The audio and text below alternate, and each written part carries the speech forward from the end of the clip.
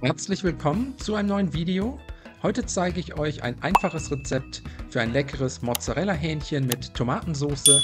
Dafür braten wir als erstes das Fleisch an, eine große Pfanne mit einem guten Schuss Öl erhitzen, dann 4 Hähnchen Brustfilets nebeneinander in die heiße Pfanne legen und für 3 bis 4 Minuten bei mittlerer bis hoher Hitze anbraten. Das Hähnchen auch ruhig schon mal mit einer guten Prise Salz und Pfeffer würzen.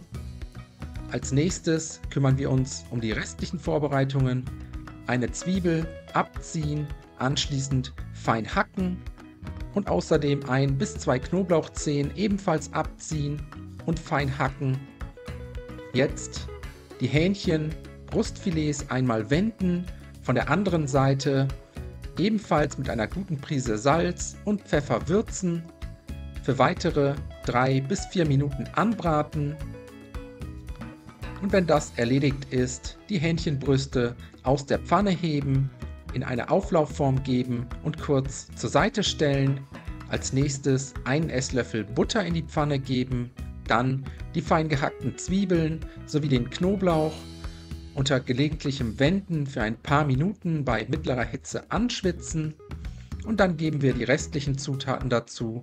1 bis 2 Teelöffel italienische Kräuter oder Pizzagewürz, außerdem 2 Dosen gehackte Tomaten dazu gießen, alles einmal umrühren, kurz aufkochen lassen und jetzt mit etwas Zucker, Salz und frisch gemahlenem Pfeffer abschmecken. Eine Handvoll frische Basilikumblätter dazugeben und dann ist die Soße auch schon fertig. Jetzt zum Hähnchen in die Auflaufform gießen, ein wenig drumherum verteilen und dann fehlt nur noch der Mozzarella. Da habe ich eine Kugel Mozzarella in dünne Scheiben geschnitten und jetzt 2 bis 3 Scheiben auf jedes Hähnchen geben. So geht das Ganze zum Überbacken in den vorgeheizten Backofen, relativ weit oben mit angeschalteter Grillfunktion für etwa 7 bis 8 Minuten, bis der Käse goldbraun und schön geschmolzen ist. Das fertige Mozzarella-Hähnchen danach aus dem Ofen holen, mit ein paar Basilikumblättern garnieren.